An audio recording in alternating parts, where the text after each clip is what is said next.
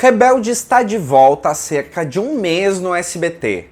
Mas desde que voltou, a novela, que foi um fenômeno quando exibida no Brasil em 2005, tem acumulado uma certa repercussão negativa na imprensa.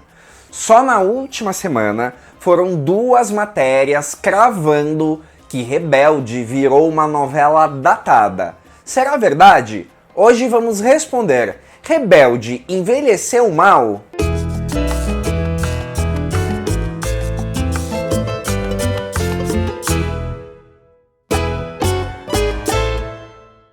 Olá, meu nome é Thiago Fernandes e esse é o Almanac Latino, o canal onde novela mexicana é levada a sério. Não seja um rebelde e faça um favorzinho para esse humilde apresentador. Deixe seu like, seu comentário e a sua inscrição no Almanac Latino. Quando você clica no sininho, o YouTube te avisa cada vez que um novo conteúdo é postado. A pergunta que não quer calar: Rebelde foi um êxito com data de validade? É fato que a notícia de uma nova turnê da banda RBD fez o SBT mexer os pauzinhos na grade de programação para arranjar um espacinho para a novela Rebelde ser reapresentada. É fato que, sempre que isso acontece, os noveleiros mais ávidos se perguntam: será que a novela vai ir bem novamente? Nessas primeiras semanas, a audiência tem sido bastante instável. Eu lembro que quando a reprise foi noticiada, esse canal levantou: se é uma reprise para nostálgicos, seria esse o melhor horário para exibição de Rebelde? Afinal de contas, a galera que consumiu Mia Colucci e companhia em 2005, hoje em dia está trabalhando nesse horário das 2 da tarde. Ok, que um novo público então conheça e assista a novela. Mas na última semana, algumas reportagens saíram na imprensa mostrando que talvez a novela esteja um pouco datada. Só no Splash, que é um segmento mais pop do portal UOL, 2 matérias apontaram possíveis fatores de rejeição para a novela aos olhos de hoje. Eu faço questão de citar as fontes porque foram matérias muito bem escritas e que não se limitaram a detonar por detonar, como fatalmente acontece quando a imprensa brasileira cobre novelas mexicanas. Nas matérias dos colunistas Felipe Pavão e Letícia Parron, você nota que eles foram a fundo no sentido de realmente assistir e analisar a obra com os olhos da sociedade de hoje.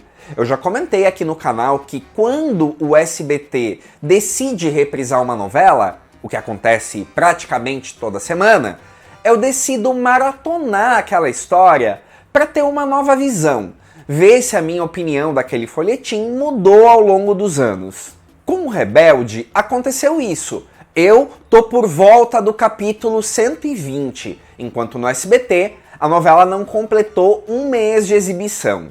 Eu admito que cheguei a algumas das mesmas conclusões dos colunistas que eu citei. A reportagem do Felipe Pavão crava: a novela envelheceu mal por apresentar narrativas que não são mais aceitas socialmente. Eu concordo em partes. De fato, a novela traz uma excessiva sexualização do corpo feminino, e os uniformes do Elite Way School não deixam margem para dúvida. Aliás, que escola que você conhece que adota como uniforme saias tão curtinhas? Mas deixando claro, mesmo na época da exibição original, se sabia que os uniformes deles eram estilizados demais, tanto na questão de sexualizar as garotas, quanto nas gravatas cuidadosamente desleixadas.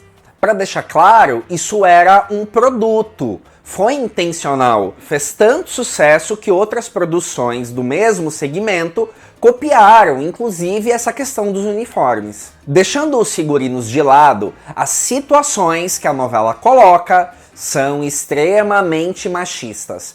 Quer um exemplo? Lembra daqueles personagens que ficavam passando a mão e olhando debaixo da saia das meninas? A situação era sempre a mesma. Eles passavam a mão nelas ou espiavam e acabavam tomando tapa das meninas da escola. Tudo isso acompanhado de uma bela trilha de comédia. Era uma coisa meio Zorra Total, meio Chaves, sempre repetindo a mesma piada e sempre com a função de ser uma passagem entre uma situação e outra. Ah, vai começar a problematização. Aposto que muita gente está pensando isso. A questão é que a novela mostra como se isso fosse um alívio cômico. Vamos pensar na prática. Numa escola, mesmo em 2004, quando a novela se passa, isso jamais seria aceito. Digo, se 2 alunos vivessem assediando as meninas da escola, já não teriam sido expulsos? Ah, mas não pense que o assédio masculino se restringe ao alívio cômico da novela. As relações entre os principais casais da novela também têm uma boa dose de truculência. Mia e Miguel, Anaí e Alfonso Herrera, protagonizam logo na primeira semana uma sequência bem violenta, onde dá a entender que ele vai atirar ela de um barranco. Na novela, o Miguel trama uma vingança por acreditar que o pai da Mia é o responsável pela morte do pai dele. O outro casal principal, Roberta e Diego, Dulce Maria e Christopher Uckerman, não fica atrás. Vivem em pé de guerra. Ainda nesses capítulos do Clube de Férias, o Diego empurra a Roberta de um barco e depois a ameaça, imobilizando a menina. Eu entendo que são situações de novela e que inclusive nada mais fazem do que reproduzir um clichê bem comum das telenovelas, onde o casal se ama e se odeia. Mas esse lance de violência, acho que hoje em dia recebe um olhar crítico e não de chipagem, porque isso é fato.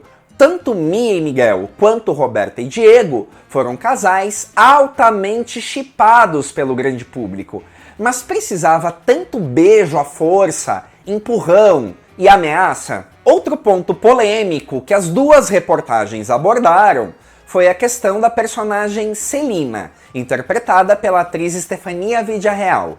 Gente, aqui nem precisa dizer, a pobre da Celina é xingada o tempo inteiro por ser gorda. A novela até chega a mostrar o quanto ela sofre por isso, por não se sentir aceita, por não se encaixar no padrão de beleza das amigas. Ou seja, até aqui dá pra gente dizer que a novela sim oferece um olhar crítico sobre a gordofobia. Agora, nessa questão, eu admito que me chamou a atenção que a Roberta é uma das que mais xinga a Celina de gorda e de baleia. Sabe por que eu tô falando isso? Porque eu acredito que se Rebelde fosse nos dias de hoje, a Roberta, que tinha um perfil mais agressivo e de ser antissistema, até por ser colocada à força numa escola privada de jovens ricos e fúteis, seria a mais lacradora e defensora das causas das minorias. Ou seja, a Celina sofrer gordofobia é um tema válido, mas não faz sentido o bullying vir justamente da Roberta. Voltando ao assunto do início do programa, hoje Rebelde está indo ao ar às 2 da tarde, um horário onde basicamente tem criança em casa. Rebelde está apta para esse público? De acordo com a política de classificação indicativa do Ministério da Justiça, não. Durante a primeira exibição da novela, em 2005, a classificação era livre e ao longo do tempo a indicação foi mudada para 10 anos. Nessa nova exibição, Rebelde é indicada para maiores de 14 anos. Entre os argumentos do Ministério da Justiça está a exibição de consumo de drogas ilícitas, assédio sexual, violência, nudez, bullying, agressão verbal e linguagem depreciativa. Teoricamente, uma classificação indicativa dessas mandaria Rebelde para ser exibida por volta das 9 da noite. Mas desde 2016, o Supremo Tribunal Federal diz que a classificação indicativa não é mais vinculada ao horário de transmissão e funciona apenas como uma sugestão.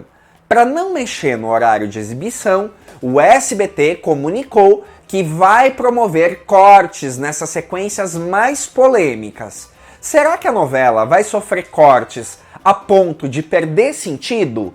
Vamos acompanhar. É importante deixar claro, a novela foi produzida em 2004, mas segue uma novela contemporânea.